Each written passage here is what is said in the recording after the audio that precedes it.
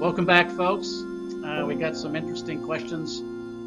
I can see a lot of brain power being put into some of these questions. They're pretty interesting. At least people are thinking about other options and alternatives, and that's sort of what we need to push these types of solutions into reality. Always keep in mind that anything we do with medicine is a practice. That's why they call it a practice. But here goes. We'll go ahead and see the first one here. Chadley asks, I'm curious if you have thought of any link within how Velasta works molecularly. I have a lot. To how the body is using neurons, neural pathways. Can there be a link between neurological systems, Velasta mechanisms for receptor receiving messages, or even helping to mechanically repair things? Basically, the entire aspect of what could happen with these two combined. Could these be used in combination for the body to send correct signals to help heal, while Velasta is helping inflammation to speed that up or even help allow that process? Molecularly, could there be a positive interaction? Now, just to bring everybody up, that molecule that's the top is psilocybin. It's a neurotransmitter found in mushrooms. Could there be a direct molecular interaction with psilocybin to give the treatment another active ingredient to help fight things? Can you electromagnetically bond the molecules in psilocybin to Velasta to make, this is cute, psilocylasta? Could this be a magic substance for dementia, PTSD, ADD, autism, all sorts of things as well? Don't know. The molecule itself has some OH.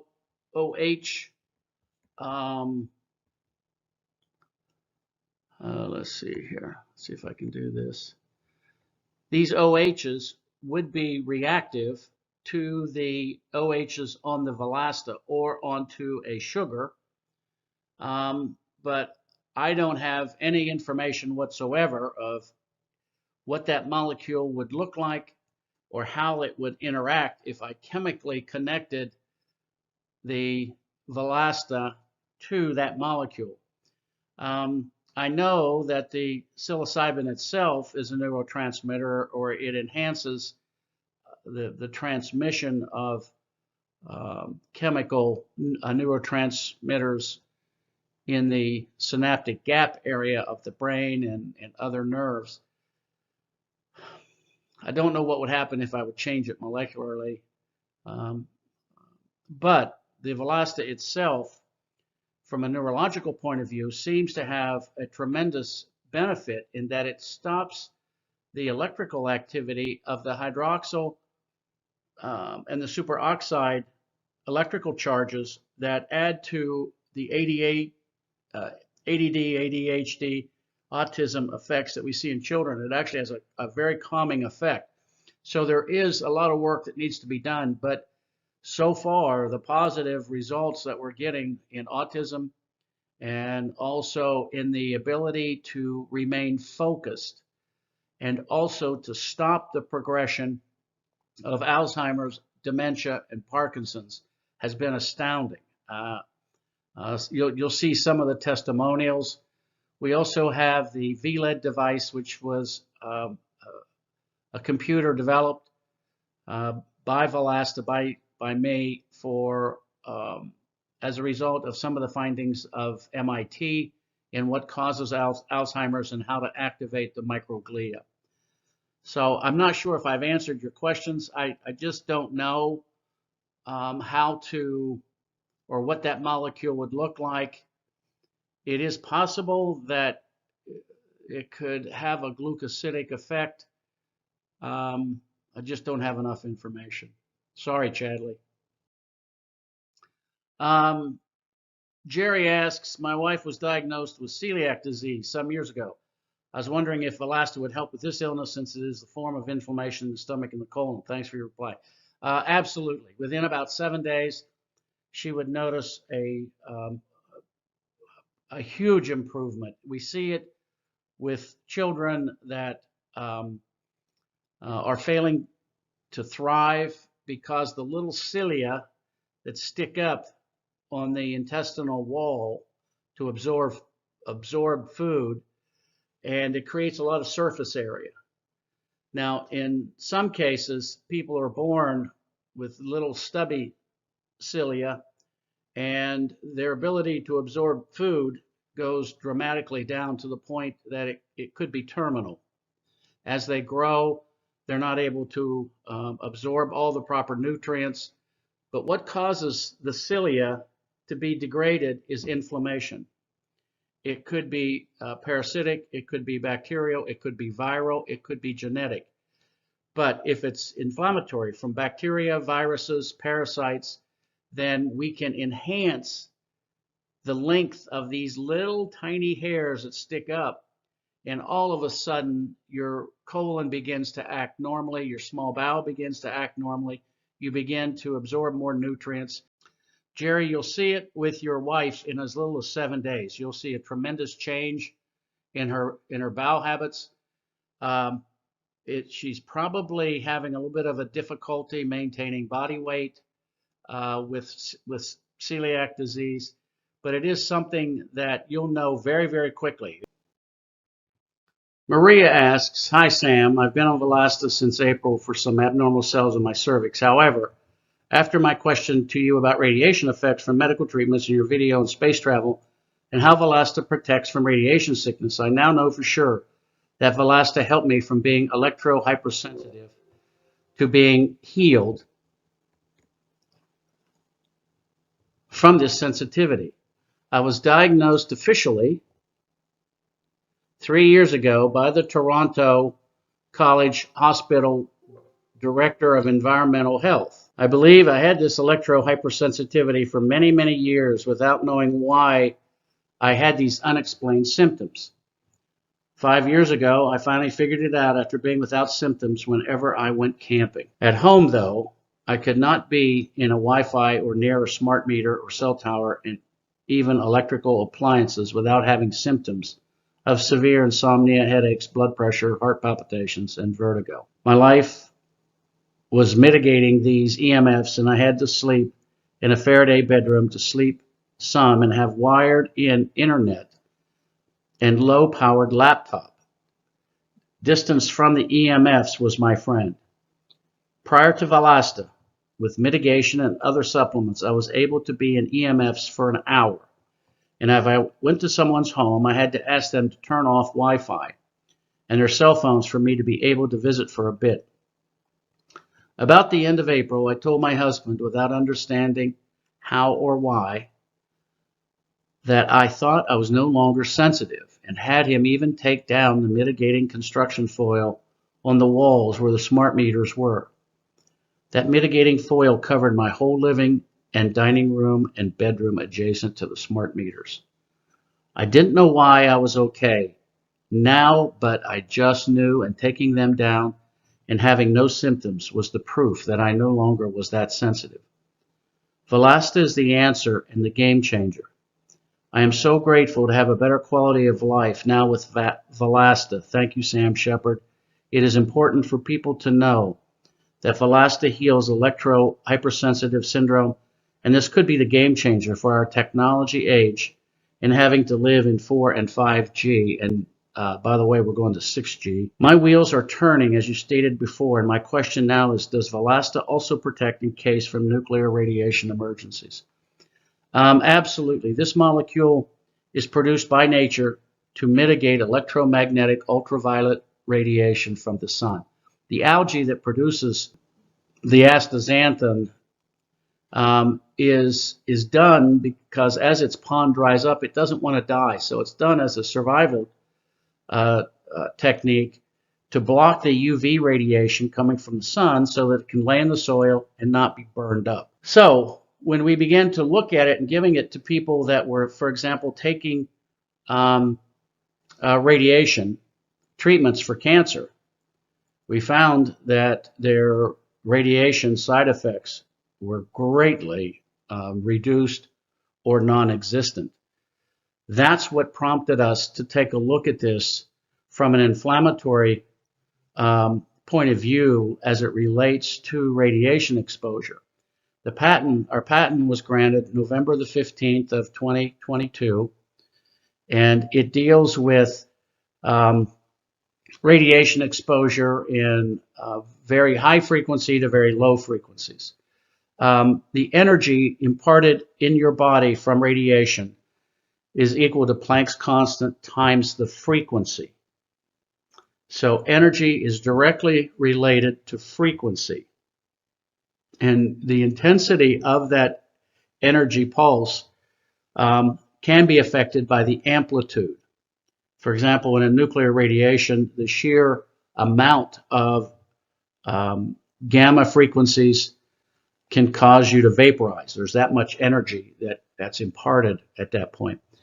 Things that are very high frequency have a tendency, when it hits the skin, to dissipate that energy in a very, very small, it might penetrate a few millimeters. But all of that energy is focused in that area. Any water that's there, HOH or H2O, it will be enough energy to split a hydrogen off of that and form a hydroxyl free radical that will affect you in a couple ways. It can change the electrical activity inside your body, but more importantly, it will cause the generation of free radicals, whether it's superoxide or the hydroxyl or the peroxyl non-radical. So when it does that, those free radicals are extremely reactive, and they will misfold proteins, enzymes, lipids. They will pull electrons off of your DNA, mutate your DNA, and that's how we get cancer from radiation exposure. Now, in a nuclear radiation emergency, or if there's a nuclear attack, you want to mitigate it because it's a lot of radiation coming at you in a very, very short period of time, and the intensity can be so severe. But what we find is that this thing can be used to mitigate any form of radiation. So prior to someone getting radiation treatments for cancer, they should be beefing up with this, and they won't get the dermal burns, the holes burned through your skin as the radiation beam goes through. It will mitigate the radiation side effects. Great question. There's a lot to be done here.